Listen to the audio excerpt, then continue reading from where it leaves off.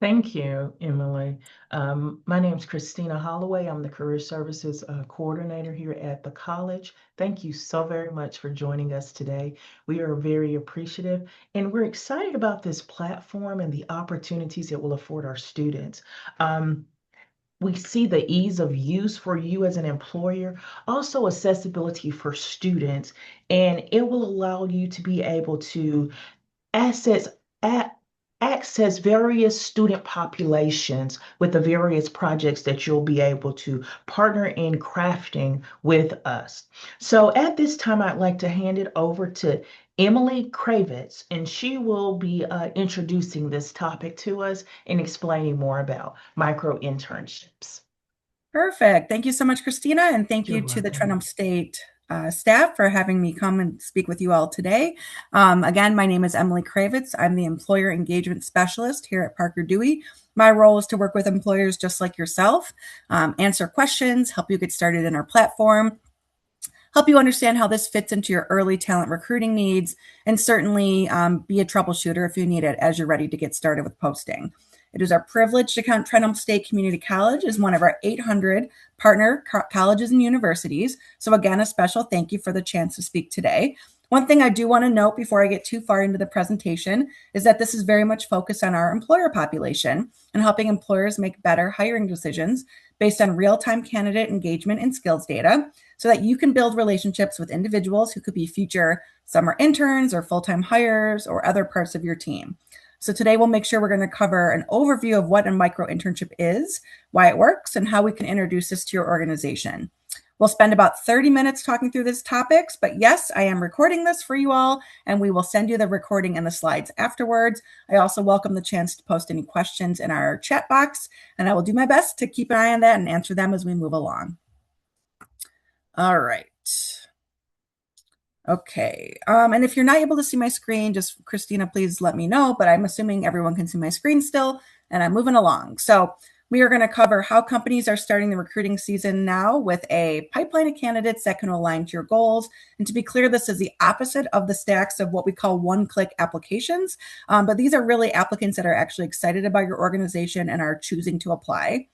We'll also cover how this attracts candidates who would be perfect but are otherwise getting missed, which does seem like it shouldn't be an issue given this application avalanche that we talk about, but more than 70% of employers say that it's a challenge. You'll see what some of our top employers are doing right now to improve sourcing and selection, and doing it while unlocking time flipping through piles of resumes and hosting phone screens that don't really speak to the skill set of the student. It's also going to help you strengthen relationships with our campus partners. We're huge believers of the relationship that's built between Trenholm State and employers that want to recruit these students. You took the time to build and nurture those relationships, and they're incredibly valuable. And finally, we're going to talk about how you can use some of the data that we can provide to make decisions while it still counts, which is really what appeals to your executive suite and your C-level employees. So as I'm sure you're hearing, companies of all sizes are sharing these insights. This application avalanche, it's really starting to get so much worse. We're hearing employers complaining about not only the volume of candidates resulting from the one-click applications, but also complaining that they're not getting enough attendees at events. They're coming to Trenholm State to ask how to reach certain students, whether it's from certain programs or students are involved with certain affiliations or clubs, but are sometimes surprised when the message doesn't get through.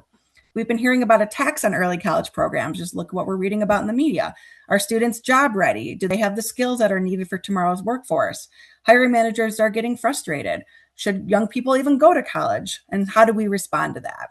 And so first, I just want to cover a bit about what Parker Dewey does and who we are.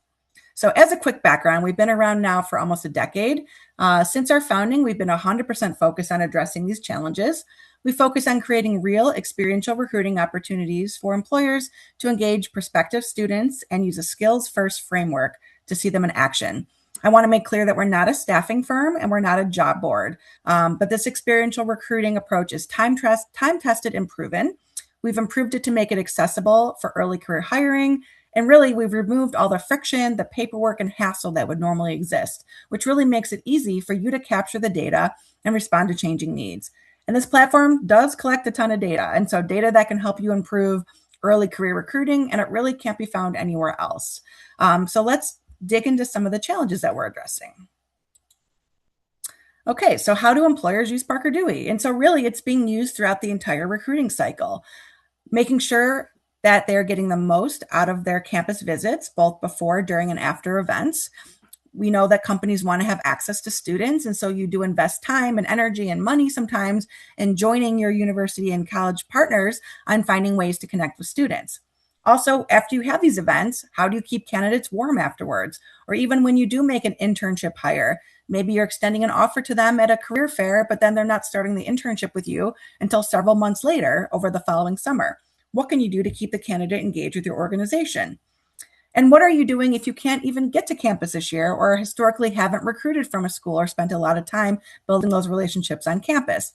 And in all these cases, this aligns to what you're already doing, and we're not trying to add any extra work. We're just trying to make it better.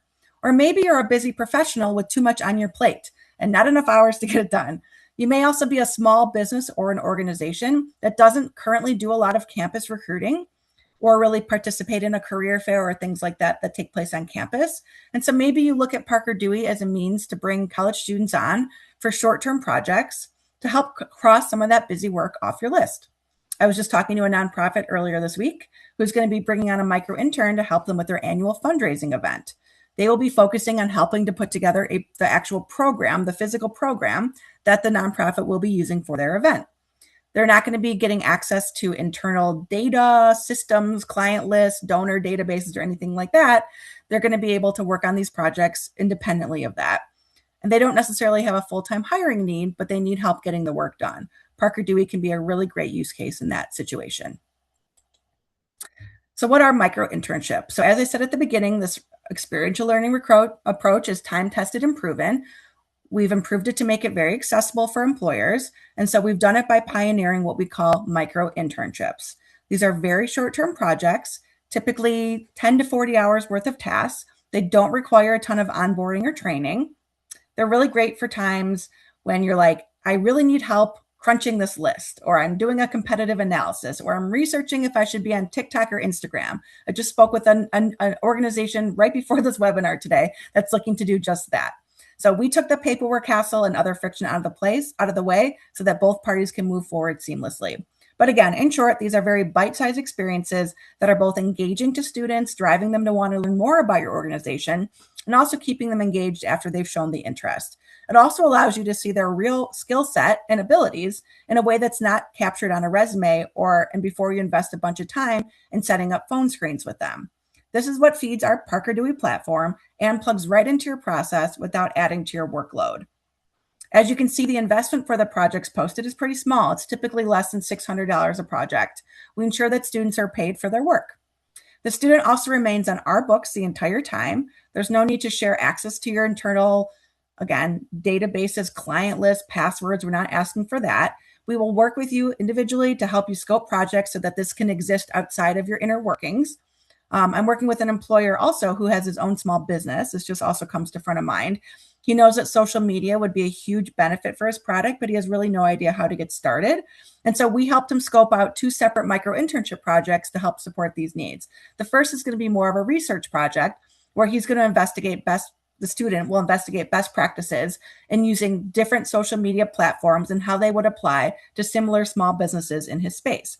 They're going to put together a report and make a recommendation, and then that will be the deliverable that they share with this employer. The second project is going to help put some of that research into action. The student is going to design a 4-week social media calendar to help them get started, as well as storyboard some posts. So again, the student is able to do the work on both of these projects without kind of a long, arduous onboarding process or sharing internal information. Most of this information can be found publicly available or from the student able to do research on their own.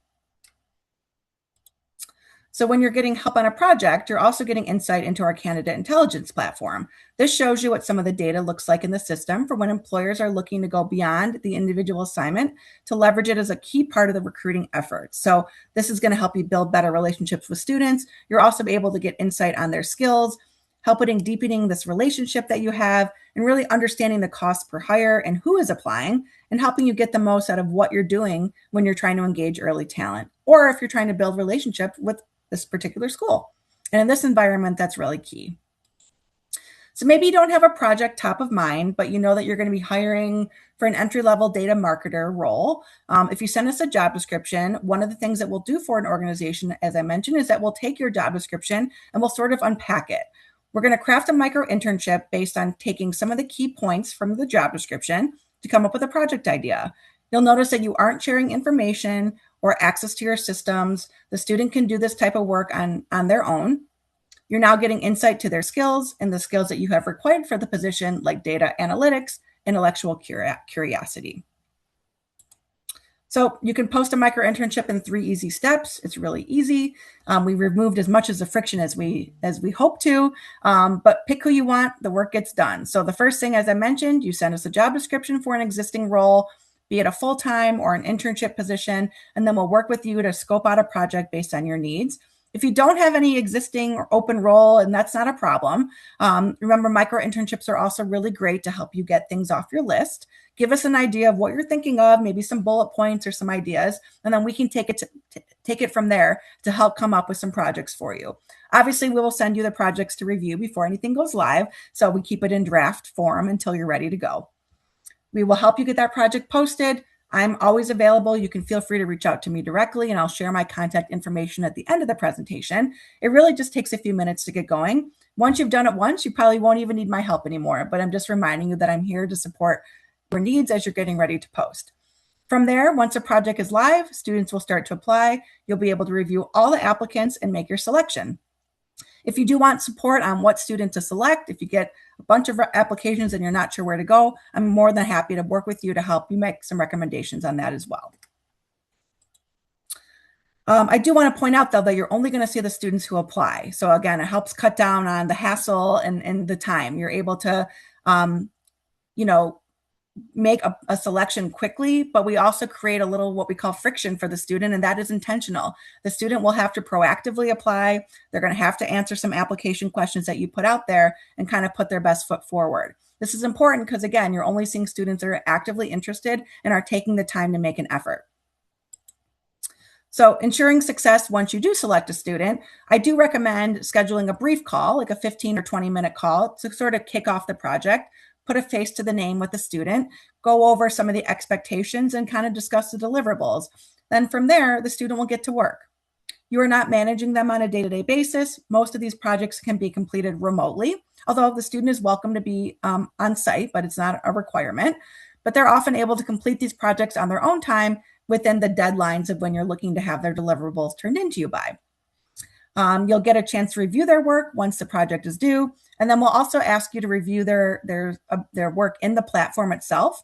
That feedback will go back to the student as well so that they know where they stand, and also our partners at Trenholm State will also get a copy of some of that feedback so that they're starting to understand where their students' skills are excelling and where there's some areas that they need to find improvement. It's also great, something that we're starting to recommend is if you allow the student to maybe present their work to you or their team. It gives the student a chance to work on their presentation skills and to meet some more key colleagues from your team and just kind of have a chance to continue those interactions in case there's opportunities for more permanent roles down the road. So how this helps you be on the project, it's just a great way to get to know early talent. And if you're just interested in posting a project and getting some short-term help, you have that info that you need, but it doesn't have to stop there. It also helps build relationships with the students at Trenholm State where you get to see their skills in action. You're also helping career launchers build relevant professional skills, and it really doesn't involve a longer-term commitment if you don't have a need. They're also really useful for doing what I like to call auditioning candidates. Maybe you have an open permanent position that you're thinking about filling. Why not take a look at their abilities before you make that commitment and audition them for that opportunity? And so that way, when you do make an offer, you kind of know where their abilities lie leading up to it.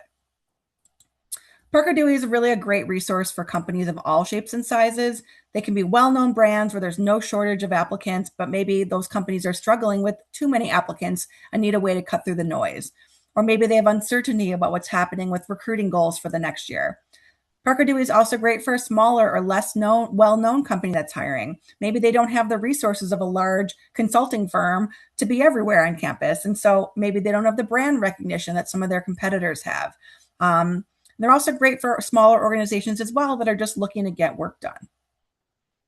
So I'm going to give you a couple of examples of how some companies have been using Parker Dewey. So here we go. We have an employer that is a large hospital organization, and we did get permission from them to share the scenario. They do a lot of hiring for allied health positions, but they were struggling to find students that were interested in their non-health, like non-direct patient care roles, like some of their business roles. They decided that this year they were just going to kind of skip the career fair. They were struggling to find students who were interested in these kinds of roles. And so instead, we worked with them to have them post micro-internships that were tied to open roles in the organization. And they posted these projects even before the career fair season kind of came to launch. They were able to see students apply and start to engage with them. And by the time that they actually came to visit campus, they now had a list of students that had applied or completed the projects. They kind of already knew who was interested in them before they even set foot on campus, and they were able to see a huge impact in their information sessions. The company knew that these students were already interested and they were able to reach out to them directly. As a result, they saw over a 300% increase in career fair traffic and a packed info session. 80% of the students reported that they were not previously considering this organization because, again, they just assumed that as a hospital system, they were just looking to hire doctors and nurses, for example. And most importantly, this wasn't the same old, but they were really, these employers, this employer was really having a chance to try something new that really worked well for them. The second example is also really common. The company does take the time to come to an event. They're getting resumes, contact information. They're following up with the students afterwards, and then kind of crickets. This particular organization had a really great relationship with the school, had good turnout at their events, but then we're just seeing a big drop off afterwards. And so they came to the career fair and shared micro-internships across different departments. And we're sending follow-up emails that weren't just saying, hey, come to our event on campus, but here's 5 micro-internship opportunities that are paid that we're inviting you to participate in. We loved meeting you. It's a great chance for you to get to know us and stay in touch. And they really found a massive improvement, north of 90%, and offered a hire. They found that nurturing this relationship with the student really went beyond just superficial relationships of just come to this event that we're hosting. And so by offering projects, employers can start to see the examples of work and performance, but also really start to see students who are engaged and eager for that follow-up. I do want to share one more example. This is a major gym chain, and this company had really good brand recognition among students, maybe because they use the gym themselves. And when they were thinking about looking at opportunities, they weren't really recognizing that there were roles within the corporate headquarters. And so, they were having a hard time getting great students to apply for their roles at the corporate HQ. And so we worked with one of the hiring managers in their L&D department within HR. She had a small project on her plate. She was really tasked with evaluating best practices for new hire onboarding. So she decided to try something new and post a project to have a micro intern submit their ideas for new hire onboarding. First, they posted these projects at some of their target schools. Here's an example of the work that a student from one of their top schools with a 3.9 GPA and an HR major submitted. You can see did a good job, but in general, there's some typos or a little bit of grammatical errors, not the world's best layout. Her resume looked great on paper. She had the right GPA from the right program, but maybe those communication skills weren't quite there. Another student that they evaluated or considered for the role had a lower GPA, did not come from an HR major, but actually came from a liberal arts program at a school that they don't typically recruit from. You can see the difference in the project quality here. There's a better layout, there's better organization, there's no typos. You can also really see the student's ability to tease out some of the components and things like empathy. And really, she was able to understand how a hiring manager may want to see some deliverables. She also had really good attention to detail as well. So ultimately, that second student from the school that the organization didn't typically target, from a major that they didn't typically look at, wound up getting offered the summer internship. And she, a year and a half later, is still there as a full-time employee doing a great job. So faster time to hire, lower cost. Both of those students got $350 for the project, so not a huge investment. Wound up being great for the student and also really, really great for the company. The recruiter also came back to us and said they never really would have considered that student, that second student, the one that got hired, just based on a resume, because typically they were only looking for HR majors. So they were really pleased to have a look at her abilities before making a hire. Here you get a look at the real impact. So 80% of students that complete a micro-internship come from underrepresented backgrounds. We see the average cost per hire for campus recruiting shows real impact here with the 40 to 80% savings. And look at the retention rates for students who complete micro-internships. It's almost 100%. By giving students these opportunities to work on these projects and paying them to do so, it leads to more time and cost effectiveness for hiring. And again, is creating those equitable hiring opportunities, which we really stand behind. So I want to share something specific we call Gigs for Good. It's an opportunity where we partner with different funding sources, be it foundations or other organizations that are able to help fund the cost of a micro internship and allow an employer to try projects at no cost. So if you're looking to hire specifically from Trenholm State, we have a special funding opportunity through the DeLuca Foundation, where you have the opportunity to try 5 micro internship projects at no cost. The student still gets paid for the project based on the funding from the DeLuca Foundation, but there's no cost to you as an employer to try this out. I do want to mention that the funding may come to an end at some point. So we do encourage you to post projects sooner than later, probably more in the first half of 2026. Organizations do this because they recognize that there's a better way to hire, and we're helping to really to build your pipeline and giving you a chance to try it out before you decide if this is a great investment for you over the long term. Again, there's zero risk to try it out. There's no cost for the first couple of projects. You get instant access to our pool of early career talent, fully managed process. Again, we handle the admin, the payroll, compliance, and you can have a chance to test drive candidates and really see results in as little as 48 hours. Our projects fill quickly, and our students are very eager to start doing this work for you. Okay, so just to wrap up, I would say don't overthink it. Just send us a job description or an existing role or some ideas, some bullet points, and we're happy to help you create some micro internships that will engage Trenholm State students and also give you insights into their skills. And so if you can't visit campus, it's also a really great way to keep your brand active among students. You can meet younger students, first-year students, maybe that aren't ready for an internship quite yet, but still an opportunity to have them show you what they're made of and get you into your recruiting pipeline. And also don't forget to consider using Parker Dewey and micro-internships to help get some of those small projects off your plate as well. I also included a link to my direct email. I will be following up with all of you individually after this just to make sure that you don't have any questions or just see if I can help with anything. And without that, I am happy to answer any questions that may come up. I see a couple things in the chat. Christina's cheering me on, which is great. And that's really all I have for today. Christina, anything else from you or anything I can answer on your end? Yes, thank you so very much for the presentation today. We're so grateful.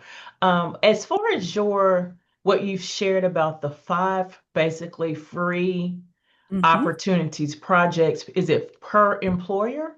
Yes, per employer. Oh, Yes. that's beautiful. Thank you Yeah. for that. We're so grateful. Yeah, and the funding is time limited. Where I think we're getting to the end of that partnership. So I don't have like it's for sure gone on this day, but I would say the first half of 2026 is your best bet for being able to have access to that funding. Okay. Thank you for that. And thank you again for the presentation. Thank you to all of you who joined us today. And we look forward to working with you, Emily. Absolutely. Thank you very much for being here today.